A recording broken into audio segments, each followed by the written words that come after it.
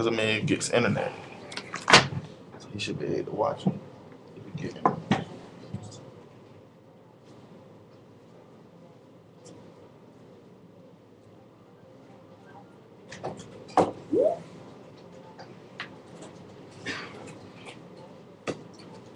$15. You ain't got no head, so you can't hear us. $5.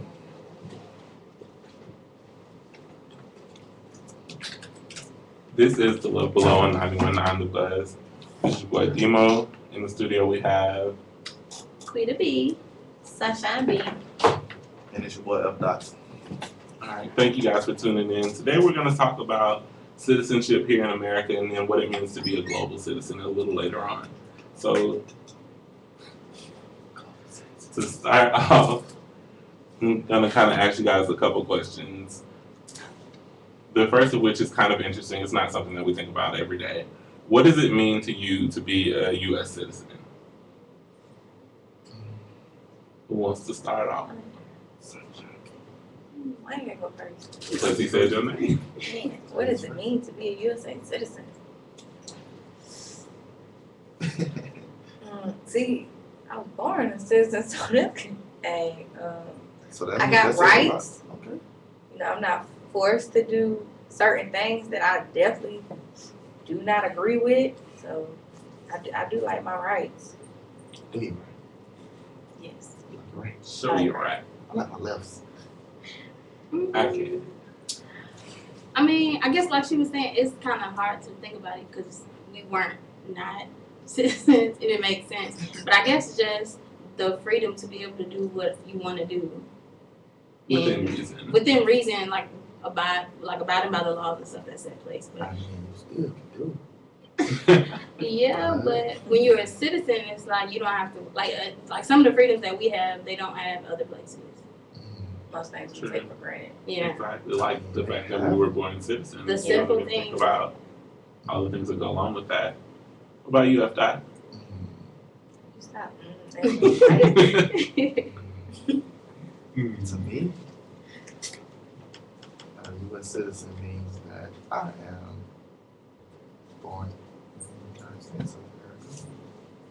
But more importantly, that there are a lot of things that, like Quita B and Sunshine, people say that I have the advantage of that other people don't. They even come here. And so I'm protected by a lot of laws, even though some of them I don't agree with. You know, there are other places where you would say that maybe that law should be there. You know, they seem to have a disorganized, you know, compared to us, from what I know. There's a lot of so-called freedoms. And, I mean, just living here has been, I mean, I haven't been in other places and things of that nature. And I've, of course, been in different, I'm still in the same SES status, but I see different SES status. It's like the idea that you can work hard and be somebody. Like, I think in other places that's not the case. Like, where you're born is where you stay. Like, your family, you know, there's no rules on you being able to have upward mobility. But in our nation, it seems to be the case that we are afforded the opportunity to succeed by working hard. So, yeah, I think that's a plus. Sad face. Super sad face. What about you? In doing the things that I've been doing recently, like TAing for a global citizenship class and paying attention more to the media and what's going on in the world, dealing with one of my lovely friends who's writing a paper on women's issues in Egypt right now, and just seeing what's going on in the world, it's made me appreciate being a U.S. citizen a little bit more. It means that, one, I am, like you said, protected from some of those things that go on in different countries, but also that I'm kind of shielded from knowing what's really going on in the world to some extent without actively searching for it. A lot of times we think that everything is just peachy keen everywhere, and it's not. Like, there's so much stuff going on in your backyard that you have no clue about. And you really have to stay on top of things and make sure that you know what's going on, where things are, and things of that nature. So it's definitely made me more aware and more appreciative of the benefits that come along with being a citizen. As you said, there are some laws that we don't always agree with. I just had to get my license again since they don't put that new law in that you got to bring your social security card, your birth certificate, and 2 proofs of residency. And I was just like, why do you need my bank statement? Like, why do you need to know how much money I have in the bank? They just really just need the address. You could, mark out everything. They just really need the address Mm-mm. I don't trust it. at the top of the page. I don't trust it. I don't appreciate the fact that you copied my W-2 so you know how much money I made last year. No. I mean, they didn't really need you to bring that for them to find out. If they really want to find out. Yeah, they don't Type your name in the system. Damn. And you didn't make that in this shit. Exactly. Like, no, there's no money in my bank account. That's like I really wanted to take one that says 0, 0, 0, 0. But we're gonna the struggle is real. We're gonna switch modes a little bit and then kind of talk about some of the interactions that you've had with someone that is a naturalized citizen. So someone that was not born a U.S. citizen but became one. And there's a few I want to send back. I'm sorry. I wouldn't know too many naturalized citizens. Yeah. I know a lot of people that's on visas. I'm on MasterCard. If I had to think back, if I knew one, I think it might have been when I was younger, but I don't even remember the specifics. But I think. I mean, were there any big differences? Did you see that naturalized citizens are more appreciative of being American citizens? They take being an American more seriously. I can't say that he was, but see, we were younger. He was. I know he complained a lot, but his mom used to complain a lot. So I don't really, there were some things that she thought was just ridiculous in a sense. And because I remember we used to always laugh about that because we were younger, so a lot of things we thought were like funny or that should be okay, his mom was highly upset about. Like jokes and stereotypes. Yeah, and certain stuff. things like that. Yeah, I can definitely see that.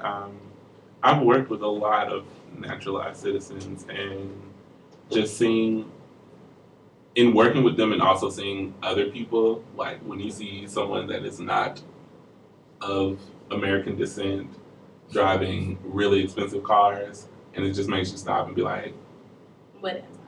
how come I can't afford a BMW and you got 3 of them?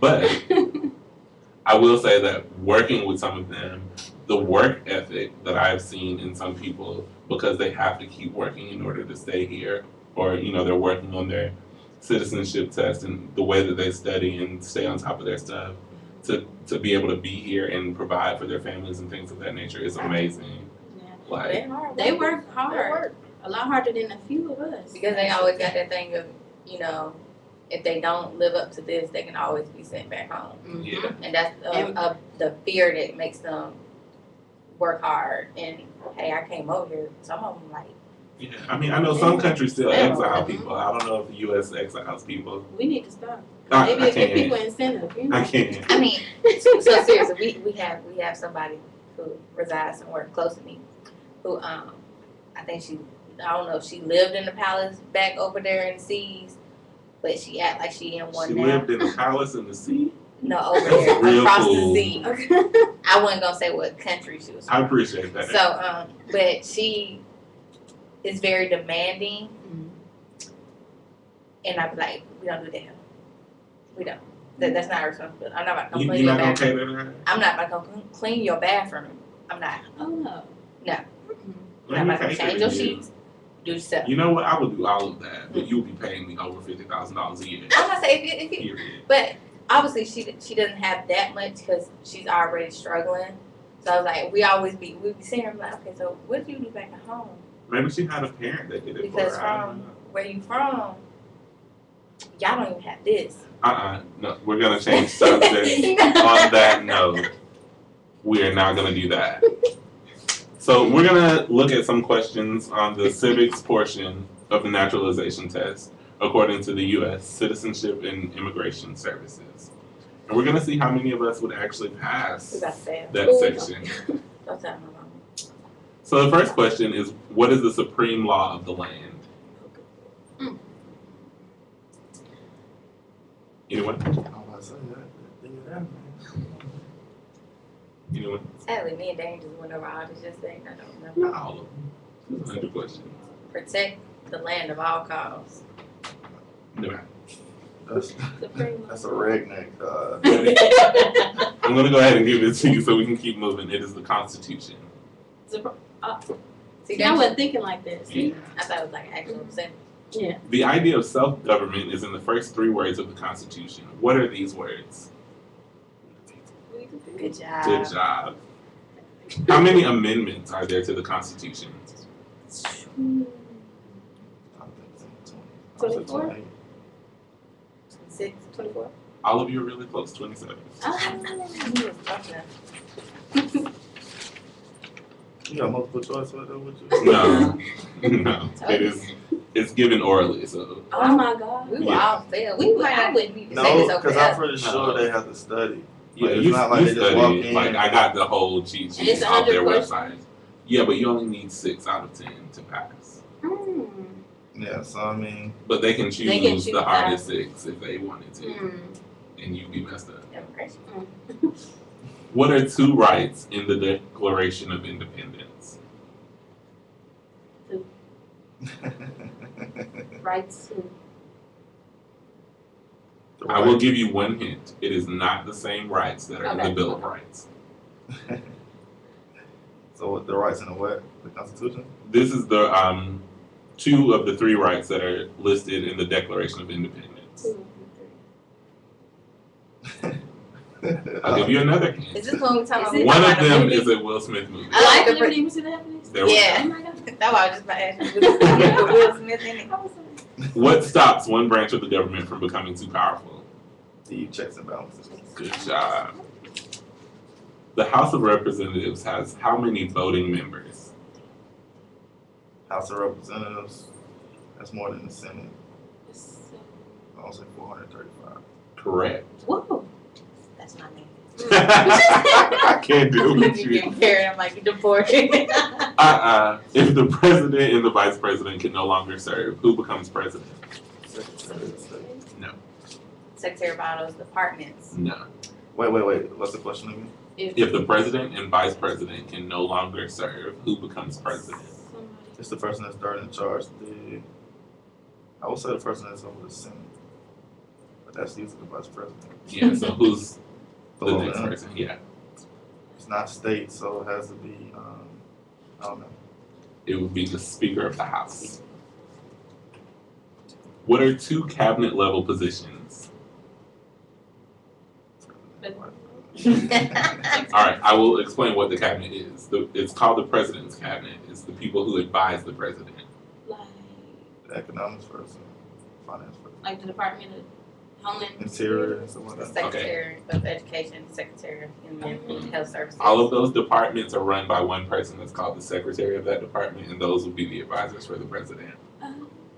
So you guys aren't doing too bad. I'm Yeah. just saying the way these things are worded. I think that's why they try to trip you. Yeah. The government's trying to take these tests. I will Shout out say to that- you guys for Yeah. passing these exams. Thank you guys for participating and answering some of these questions.